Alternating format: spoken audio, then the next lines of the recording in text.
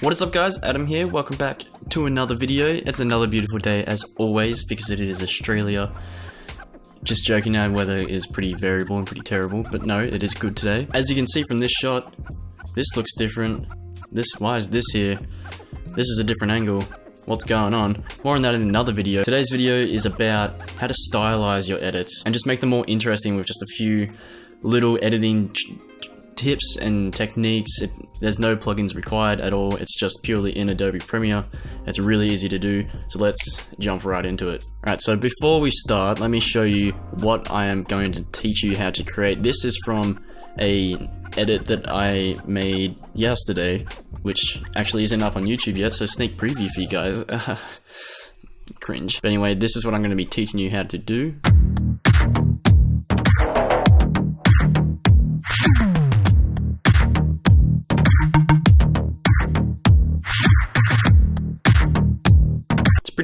Pretty cool, pretty proud of that.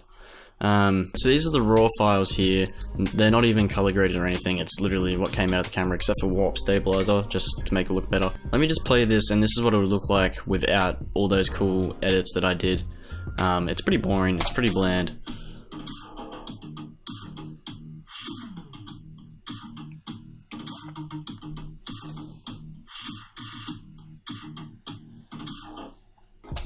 And that's it. Bear in mind that these are just the 3 clips that we'll be using, so there's that one, and that one. They're just laid on top of each other. So once you got your clips, first off we're going to start with this one. And what this one was, we can watch it back here. Let's go from the start of this frame by frame. Alright, so once we get to the point, should be soon, there we go, look at that. That pops up. Now if you look closely here, it's zoomed in, it's cut off here, and there is this white line. That white line is actually more important than what you think. Anyway, let's keep going.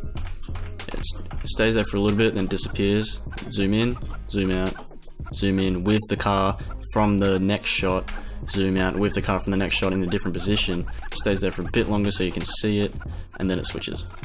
And that works with the music because of the song. So that is what we're going to create with this clip here. Alright, so we're going to head to the spot, find the spot where that snare hits is where I want it to be. There, alright. Now this part is just where you want to decide how long it goes for, so press C to get the cut tool, cut that there. I want about 3 frames or so. I don't like to make them long so people can actually see what you're doing. You want it to be real nice and quick. Just grab it, hold down Alt and drag it up, and then let go of Alt, and what you've done is you've just duplicated it.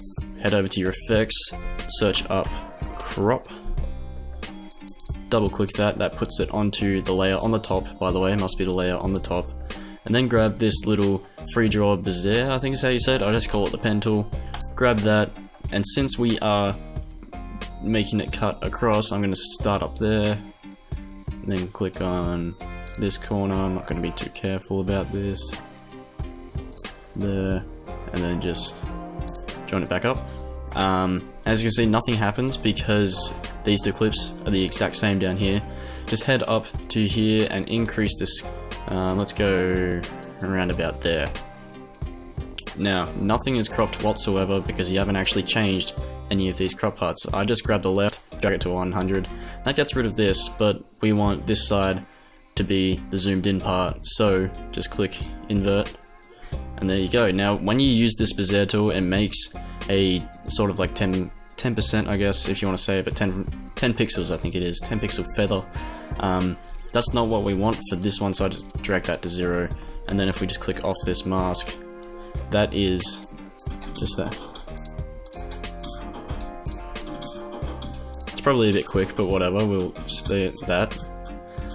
Now, as I said before, that white line is more important than what you think. So head over to your project files, click on the new thing, click color matte, and then this is a 1080p sequence, but what we want is just make this something like 4000 pixels width, because we're turning it on an angle. It just makes it easier to work with. Make it white, or you can make it any color that you want. This just works better with white for this clip. Sorry, this actually has all the original files. Click that, drag and drop that in over the top, make it the same length, and then it's all white because it is the size of your screen. So what you do, just click onto it, head up to where it says scale, but click this uniform scale. So now you have scale height and scale width. Just grab that scale height, go 0.5, and now you have that line.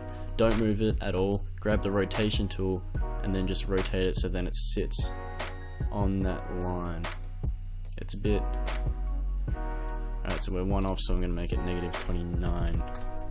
And bang, we're right on it, kind of. But see, the thing is, because it's so short, you're not going to see this little mishap. Now that looks pretty dumb as is, but that's why we have all of the other parts going on. So that is how you do that nice little slice cut. It's pretty cool. You can utilize this in different ways. I like to use it just to make the shot more interesting. Alright, so let's do all those zooms first, because that is what makes it really strange and different to watch. So select this clip here.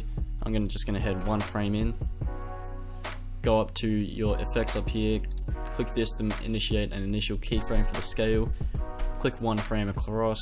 I'm gonna make it 160, and then click one frame across, then make it 100, and go another frame across. To go one frame across, just click the arrow keys, by the way. Now I'm going to zoom in a lot, to 280, one frame across, make it back to 100. Now that is all the zooms, but if you play this back, see how you can't actually see anything, really? That is because it's trying to join these frames, so then it's a smooth motion. We don't want that, so highlight them, right click, go to hold.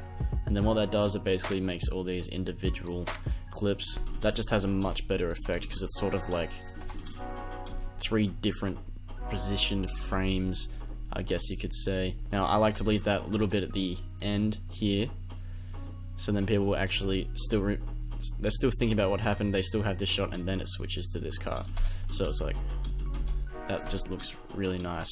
Now how we can make this transition more seamless is by introducing this clip earlier on, and that you don't really notice it when you just watch it the first time, but it actually does help the transition look better. The mind doesn't sort of pick up that, oh, there was a different shot in there. It's just sort of doing it automatically, but it's too quick for you to actually notice it. It's only like 1 or 2 frames. So what we're going to do, we're just going to select a part of this clip, hold down Alt, drag it over to copy that, and then find where you want it to go.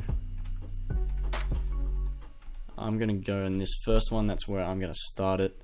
Just drag that to the right amount, and what we're gonna do, head up to your effects and grab your crop tool again, which I already have up, double click that, and then scroll down, and then again grab this tool here, make sure you make this visible again, and then I'm just going to draw a random shape. I think I went with this one last time, and then basically it's the exact same as last time. Or if you lose it, make sure you click back onto the mask, and then just drag the left all the way across. It crops out the wrong thing, so click inverted.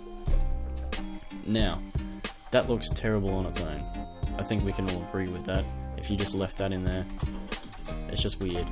Alright, so the thing that you should learn about is blend modes. Blend modes are fantastic. I like to just start with overlay first. It's kind of there, it's kind of not, so that is not the right one. So I'm just going to go through these and find one that works the best. Oh, and again, I just realized, then make sure you turn this down so it's a nice sharp edge. It just makes it look so much better. I probably could have introduced the actual feature of the shot a bit more in this, but that's okay. Just for the sake of this video, I'm just going to leave it as is, but I'm not going to just leave this all the way through because that just looks weird. I'm going to make that 1 frame, and then I am going to cut that and then move it across 1 more frame, and now I'm going to change where that mask is. So just head down to your crop mask, click on the mask, and then you can just rearrange these points. But anyway, here it is. So we got this nice, interesting shot of that car. And there we go. Is what you have. Go through this frame by frame. Line comes in, disappears, zoom in with that car, zoom out, and then it's back to this one, and then it zooms in, and the car is there again. For some reason, it's not doing the dissolve thing, but it does when you play it back. And then it zooms back out, and then you got a couple of seconds. You have about half a second to think about what the hell just happened. Then it switches to the next shot. The good thing is that is probably the most complicated one that I'm going to teach you today. It's really easy, you can get really quick at it. It sounds complicated when I explain all this, and it looks complicated. That's what we want it to look complicated, but it's really easy to make. That is exactly what we want. This shot here actually has a different transition. It looks similar, it flows with it, but it is a different transition. Alright, let's go through this one frame by frame. Just get to the spot. Alright, so it does the exact same zoom in, exact same values, but then this happens.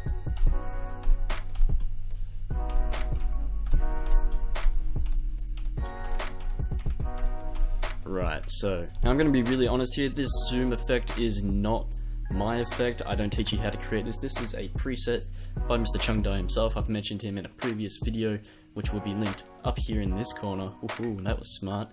Anyway, I'm going to link his channel down below. This zoom effect is really awesome, really nice, really easy to do. It takes so much time out of editing. So I'm not going to teach you how to do that today.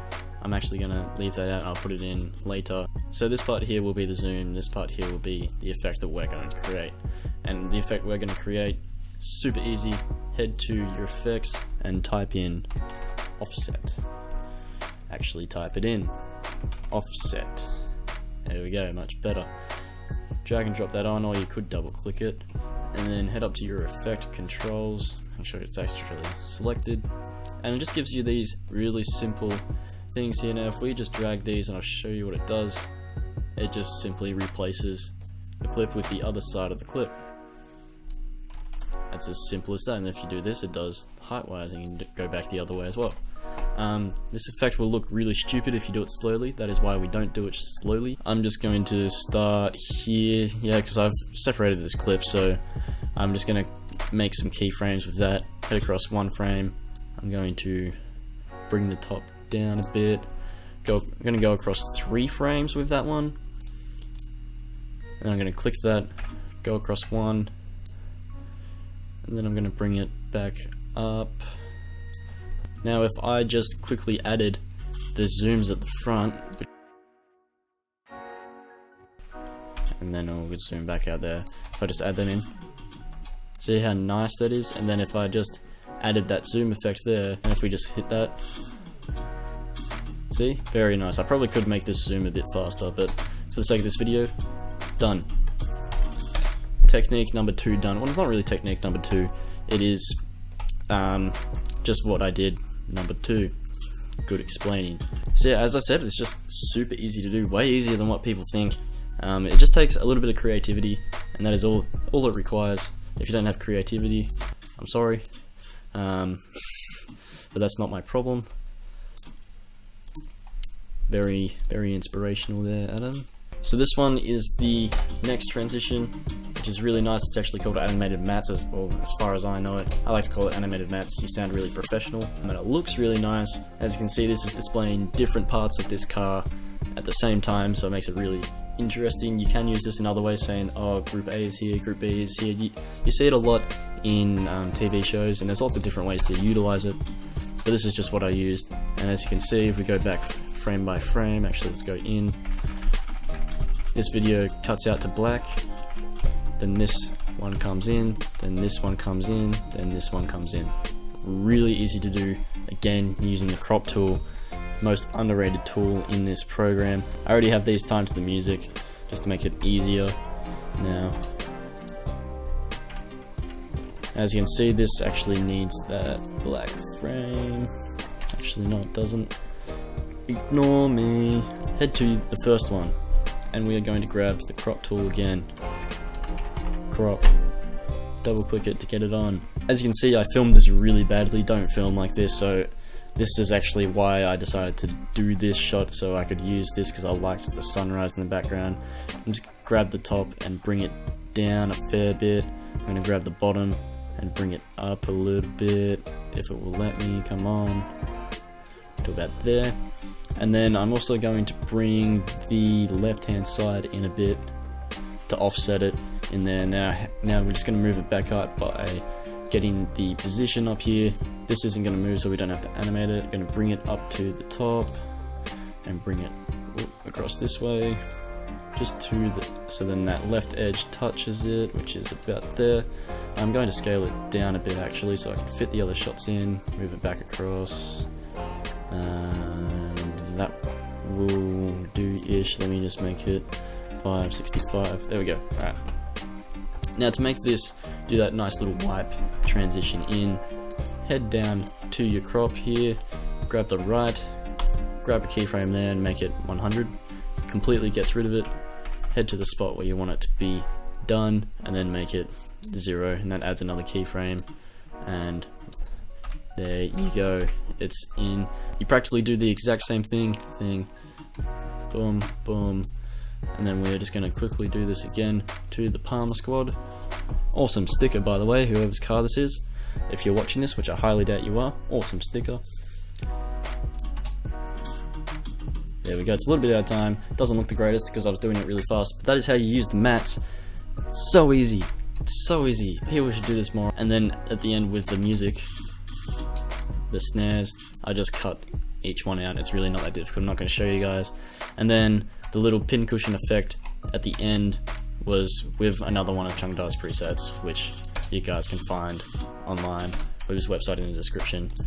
It's actually used as a transition, but I just used the second half of the transition to go from black, which looks really, really nice and cool.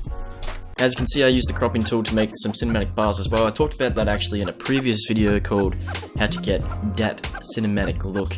It's located on my face. Click it right now. And if you're still here, that means that you didn't click it, dicks. Anyway, thank you all for watching, and I will hopefully see you in the next video. Catches.